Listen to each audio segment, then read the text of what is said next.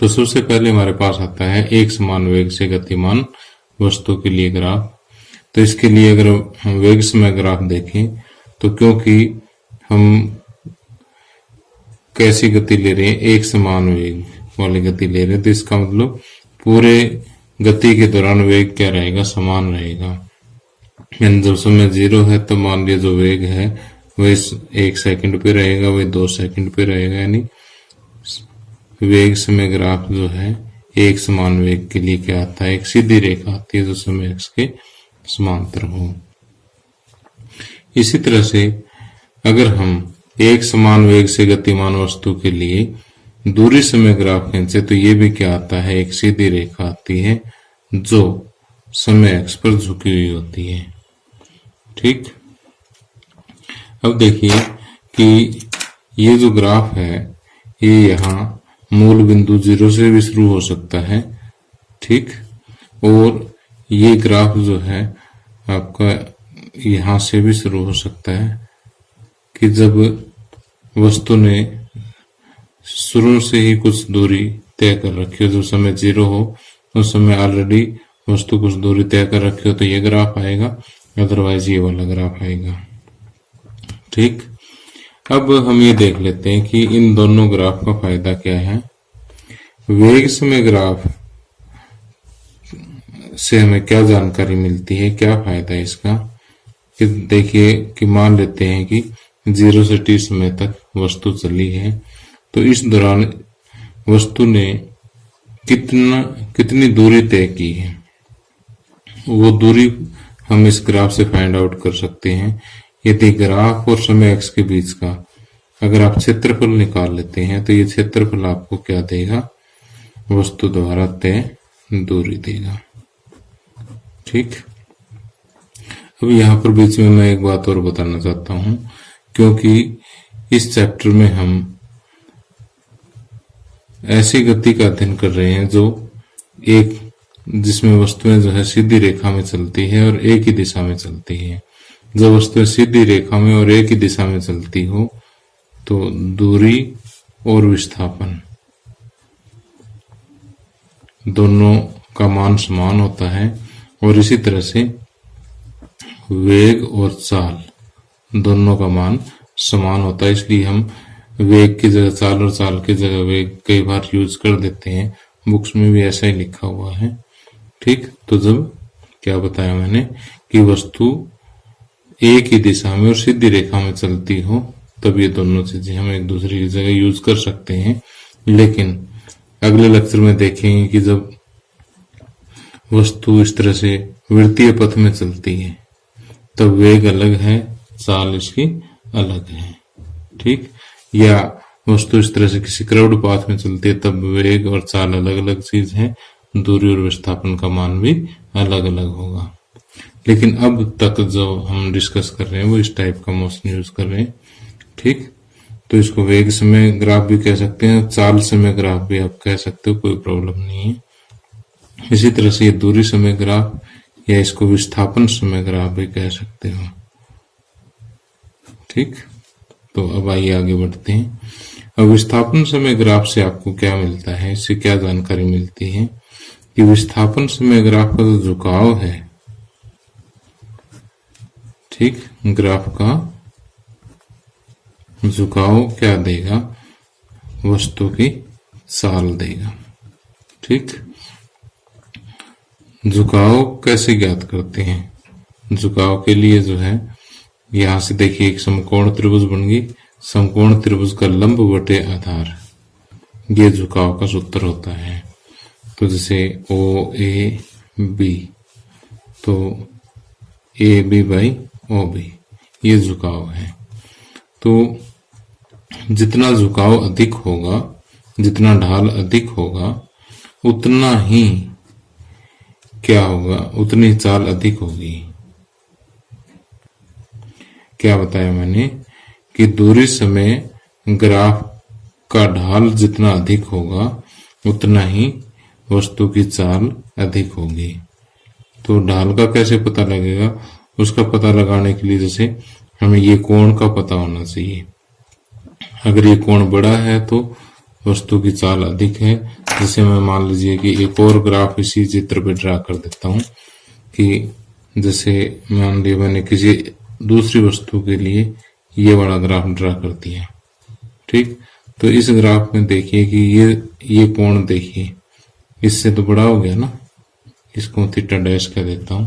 तो ये वाला कोण क्योंकि बड़ा है तो इस स्थिति में वस्तु की चाल अधिक है, इसमें वस्तु की चाल कम है। ये आपने याद रखना है। अब अगला हम देखते हैं कि एक समान त्वरण से गतिमान वस्तु के लिए ग्राफ, कि यदि हमारे पास यहाँ पर त्वरण है यानी वस्तु का वेग समान रूप से बढ़ रहा है, वस्तु का वेग अगर समान रूप से बढ़ रहा है तो इसका जो ग्राफ होगा वेग समय ग्राफ वो एक सीधी रेखा होगी, क्योंकि वेग बढ़ रहा है। जो चीज समान रूप से बढ़ती है ना उसका ग्राफ सीधी रेखा ही होती है। और यहाँ पर इसका वेग समय ग्राफ जो सीधी रेखा होगी और समय अक्ष पर झुका हुआ होगा। तो यहाँ से एक समान त्वरण से गतिमान वस्तु का जो वेग समय ग्राफ है वहां से आपको दो चीजें मिलती हैं, यहाँ से दो जानकारियां मिलती हैं। एक तो इस ग्राफ का ढाल या झुकाव, स्लोप इसको इंग्लिश में बोलते हैं। तो इसका ढाल आपको देगा त्वरण। तो वही पहले वाली बात है कि अगर जितना ढाल अधिक होगा, जितना कोण अधिक होगा, उतना ही त्वरण अधिक होगा। दूसरा आपको यहाँ से जानकारी जो मिलती है वो इस ग्राफ के अंडर में एरिया, इस ग्राफ के नीचे क्षेत्रफल, ठीक। ग्राफ के नीचे क्षेत्रफल, एरिया अंडर ग्राफ, या ग्राफ और समय अक्ष के बीच का क्षेत्रफल आपको क्या देगा, ये आपको देगा दूरी या विस्थापन, ठीक। तो अब देखिए कि वेग समय ग्राफ की एक शेप और भी हो सकती है कि इस तरह से भी हो सकता है कि जब समय 0 हो तो वस्तु का कुछ ना कुछ आरंभिक वेग पहले से ही हो, ठीक। और समय जब हम t लेते हैं तो इसका कुछ अंतिम वेग भी हो। तो सेम टू सेम वही जानकारी है इससे मिलती है, ग्राफ की शेप से कोई फर्क नहीं पड़ता, वैसे इस शेप का हो चाहे इस शेप का हो। और एक समान त्वरण से गतिमान वस्तु के लिए दूरी समय ग्राफ जो है वो कुछ इस शेप का भी हो सकता है या इस शेप का भी हो सकता है, ठीक है। इसका आज के लेक्चर में कोई विशेष रोल नहीं है, वैसे तो ये इम्पोर्टेंट है, ठीक। आज हम जो मेन यूज करेंगे एक समान त्वरण से गतिमान वस्तु का वेग समय ग्राफ और एक समान चाल से गतिमान वस्तु का दूरी समय ग्राफ। इन दो ग्राफ्स का जो है न्यूमेरिकल्स में ज्यादा यूज होता है। ओके, तो आइए न्यूमेरिकल स्टार्ट करते हैं। अब आइए फर्स्ट क्वेश्चन डिस्कस करते हैं। यहाँ पर ये लिखा हुआ है कि किसी गाड़ी का चालक 52 किलोमीटर प्रति घंटा की गति से चल रही कार पर ब्रेक लगाता है तथा कार विपरीत दिशा में एक समान दर से त्वरित होती है और 5 सेकंड में रुक जाती है। तो यहाँ पर देखिए कि जब समय 0 है तब वेग कितना है, 52 है, ठीक। यानी शुरू में प्रारंभिक वेग इसका कितना है, 52, और फिर 5 सेकंड में ब्रेक लगाकर गाड़ी को रोक दिया जाता है, यानी उसका वेग कितना हो जाता है, 0।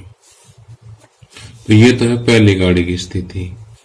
अब दूसरा चालक 30 किलोमीटर प्रति घंटा की गति से चलती हुई दूसरी कार पर धीमे धीमे ब्रेक लगाकर 10 सेकंड में रुक जाता है। तो दूसरी गाड़ी के लिए अगर हम डिस्कस करें तो शुरू में चालक इसको चला रहा है 30 किलोमीटर प्रति घंटा, ये भी किलोमीटर प्रति घंटा में,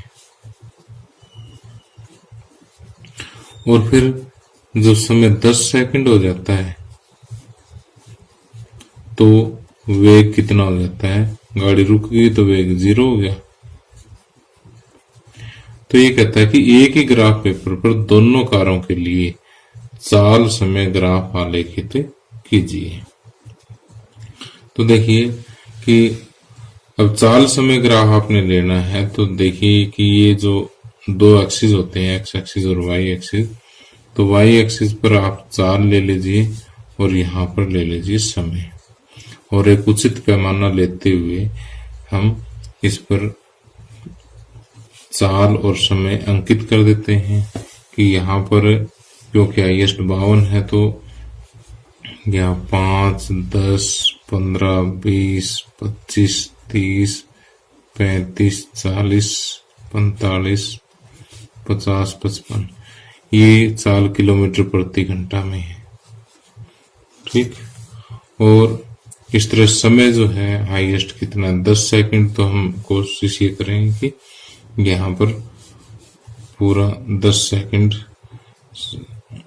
से जो है थोड़ा सा ये ऊपर रहे कि 0, 1, 2, 3, 4, 5, 6, 7, 8, 9, 10, 11।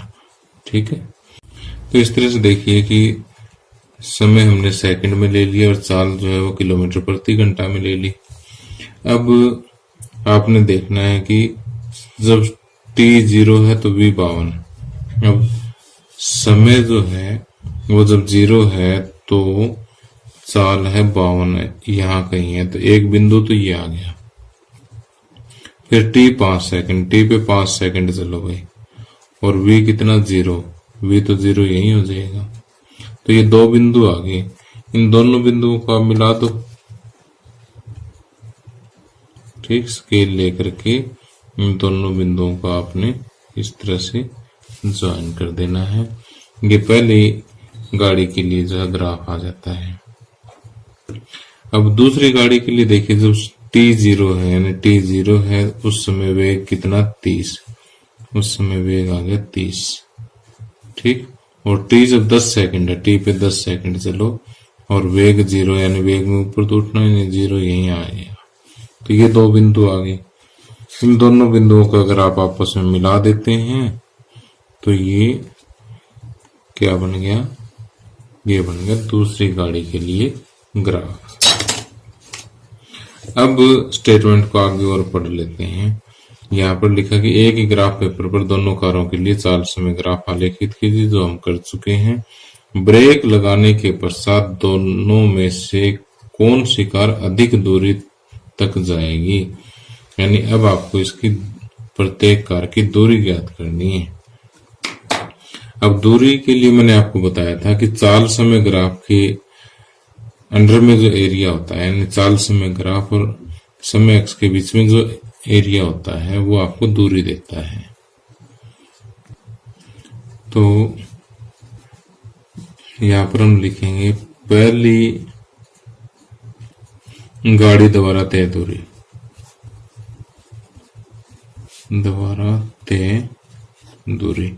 पहली गाड़ी द्वारा तय दूरी ये वाला क्षेत्रफल होगा। ठीक, इस क्षेत्रफल को यहाँ लिखने के लिए मैं नाम दे देता हूं कि जैसे ये पॉइंट दे दिया O, इसको नाम देते हैं A, इसको नाम देते हैं B। ठीक, इसी तरह से आगे भी हमें जरूरत पड़ेगी तो अभी नाम दे लेते हैं C और ये D। तो पहली गाड़ी द्वारा तय दूरी जो है त्रिभुज OAB का क्षेत्रफल, त्रिभुज OAB का क्षेत्रफल, क्योंकि यही वाला क्षेत्रफल बनता है। त्रिभुज का क्षेत्रफल क्या होता है, 1/2 गुणा आधार गुणा ऊंचाई या लंब, 1/2 आधार हो गया 5 सेकंड, और ऊंचाई होगी इसकी 52 किलोमीटर प्रति घंटा। तो देखिए कि अब ये कैलकुलेशन करने के लिए ये जो इनके मात्रक हैं ये सारे SI सिस्टम में होने चाहिए। ये 5 सेकंड है, किलोमीटर प्रति घंटा को मीटर प्रति सेकंड में बदल लीजिए। 52 किलोमीटर के बना दो 1000 से गुणा करके मीटर, और घंटे के बना दो सेकंड। 1 घंटे में 3600 सेकंड होते हैं। ठीक, तो ये हो जाएगा मीटर प्रति सेकंड। तो जब इसको सोल्व करेंगे ना तो ये आएगा 36.11। ठीक है, इसकी 0 वगैरह काट करके डिवाइड करके इसको आप कर लेना सोल्व, और ये इतने मीटर आएगा। ठीक, कितना आएगा 36.11 मीटर। इसी तरह से दूसरी गाड़ी द्वारा तय दूरी अगर हमें ज्ञात करनी हो तो दूसरी गाड़ी द्वारा तय दूरी, दूसरी गाड़ी द्वारा तय दूरी जो है ये वाला क्षेत्र आ जाएगा,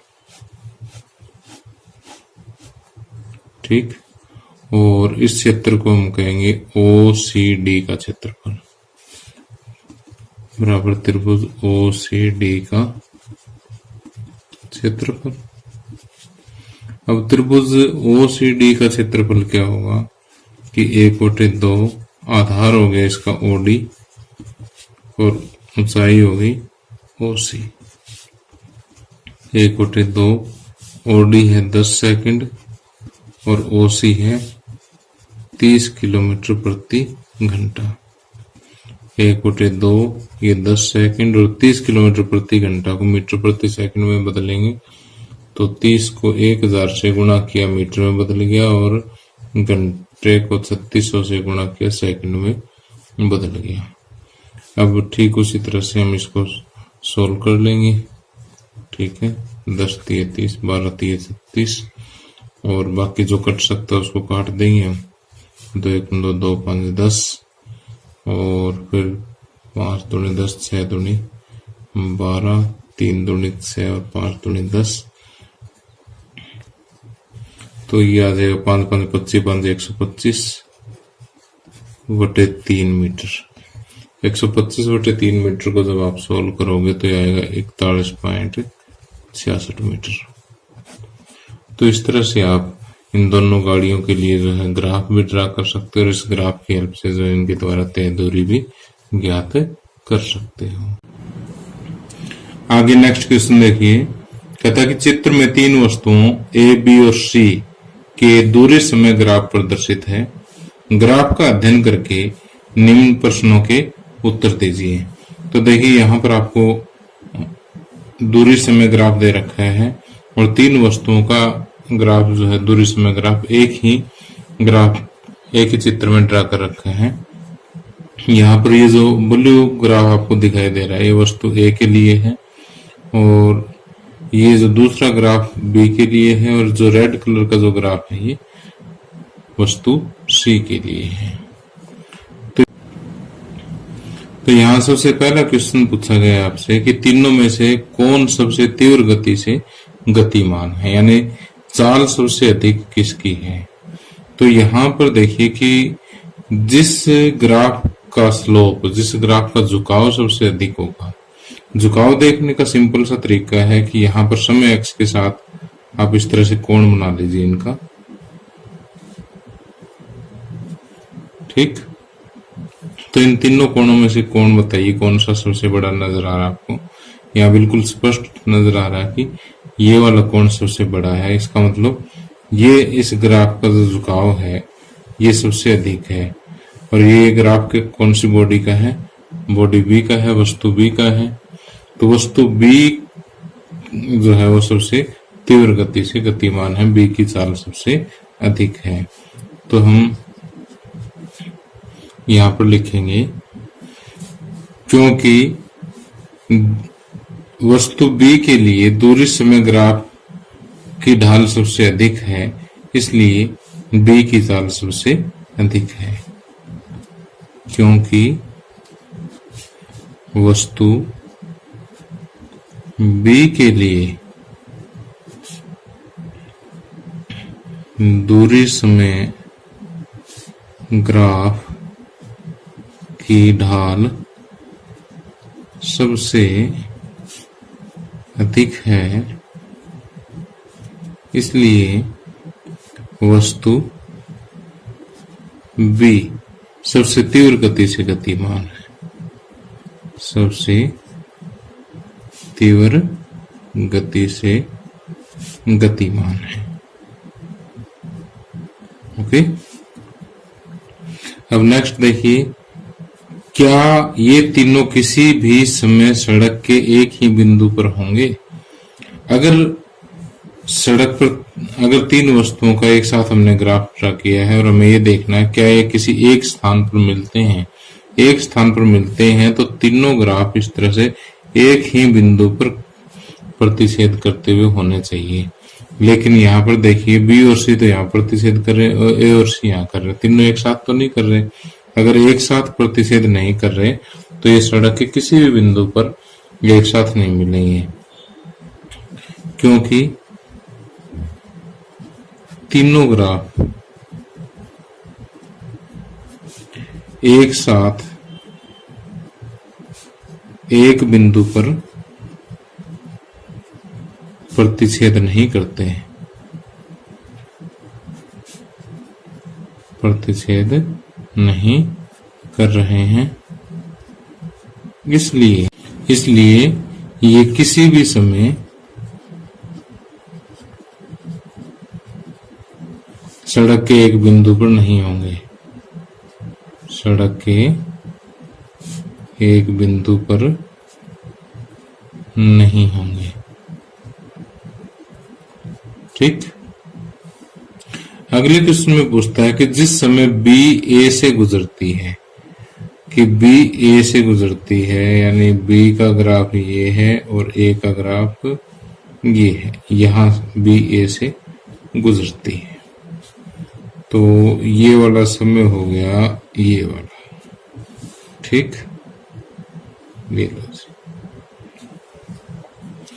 उस समय सी कितनी दूरी तय कर लेती है। तो इस पार्ट को समझने के लिए हम थोड़ा सा बड़ा ग्राफ ले लेते हैं। तो यहाँ पर आपसे पूछा गया कि जिस समय बी ए से गुजरती है, यानी पहले तो बी ए से गुजरती है वो समय देखिए, ये बी का ग्राफ है और ये ए का ग्राफ है। बी ए से जो गुजरती है वो समय ये वाला समय है। ठीक। तो इसको मैं थोड़ा एक्यूरेसी के लिए स्केल से मिला दूं। ये बी ए से गुजरती है, उस समय सी कितनी दूरी तय कर लेती है। अब सी के लिए देखो, यानी ये वाला समय है, यहाँ पर सी की दूरी देखनी है तो इस समय से हम सी की ग्राफ तक चलेंगे और फिर दूरी अक्ष की तरफ चलेंगे। तो ये जो है यहाँ पर अगर आप ड्रा करोगे तो देखिए एग्जैक्टली 8 पर मिलता है, तो ये 8 किलोमीटर की दूरी जो है तय कर लेगी। तो सी का जो आंसर आएगा वो है 8 किलोमीटर। ओके। अब डी पार्ट आपको क्या कहता है। अब अगले पार्ट में पूछा है कि जिस समय बी सी से गुजरती है उस समय यह कितनी दूरी तय कर लेती है।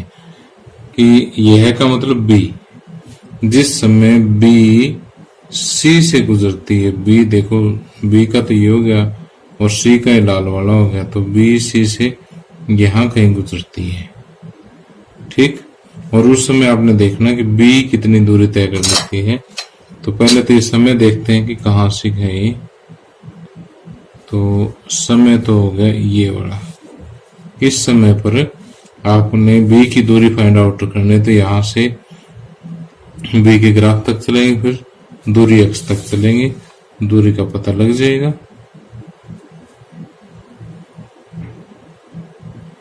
ठीक। तो ये वाली जो दूरी है वो अगर आप यहां ध्यान से देखो तो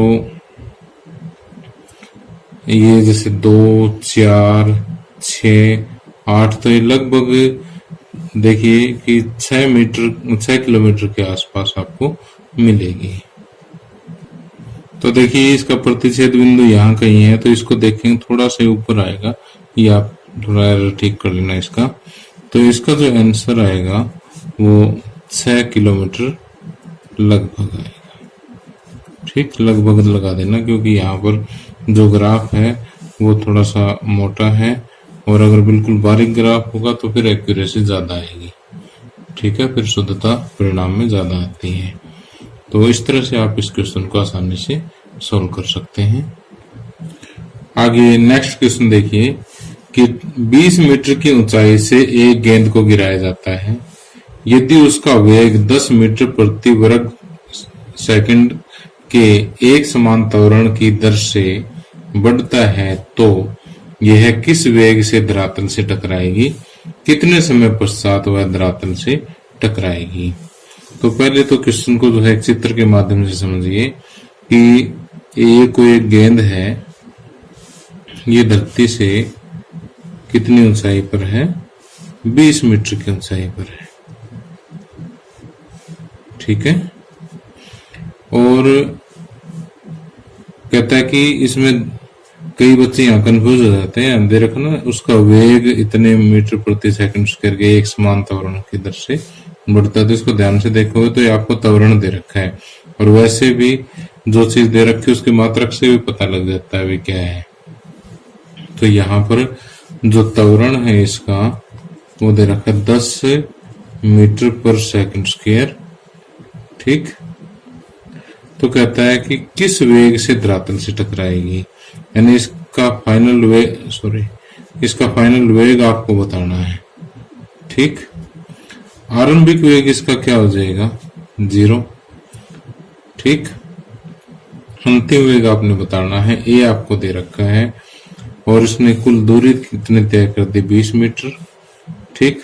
आरंभिक वेग हो गया 0 मीटर पर सेकंड, ठीक। अंतिम वेग आपको ज्ञात करना है, तो आप कौन सा सूत्र लगाओगे, सिंपल सी बात है, v square minus u square is equal to 2s लगाएंगे। तो v आपको ज्ञात करना, तो v को यूं गए रख दो, u आपके पास 0 है, 0 का स्क्वायर, तो u 0 के लिए पता है ना कि ऊपर से ड्रॉप कर रहे हैं, तो शुरू में आपने इसको पकड़ के रखा हुआ है, तो शुरू में तो 0 ही है ना इसकी वेलोसिटी।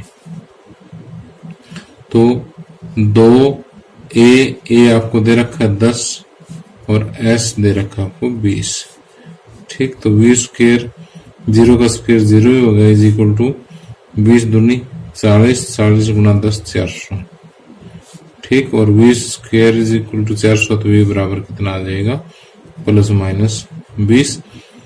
तो यहाँ पर हम पॉजिटिव वैल्यू लेते हैं, तो v बराबर जो है 20 मीटर पर सेकंड आ जाएगा, ठीक। अब दूसरा क्वेश्चन आपसे पूछा गया है कि कितने समय पश्चात वह धरातल से टकराएगी। तो यहाँ पर पहुंचने पर उसका टाइम कितना होगा। तो टाइम के लिए जो है आप कौन सी इक्वेशन लगाओगे, v is equal to u plus 80 लगा दे तो मेरे हिसाब से कोई प्रॉब्लम नहीं है। v आपको पता लगेगा कितना 20, u 0 है ही, प्लस a कितना है, a 10, और t आपको ज्ञात करना है। तो 20 बराबर 10t, तो t बराबर 20 बटे 10, तो t बराबर कितना आ जाएगा, 2 सेकंड आंसर आ गया। बस बिल्कुल आसान सा क्वेश्चन है। तो क्वेश्चन का लिखने का तरीका होता है कि जैसे फार्मूला लगाने के बाद यहाँ पर या तो या लिख दो या फिर इस तरह से इम्प्लाइज का निशान लगा दो, ठीक है।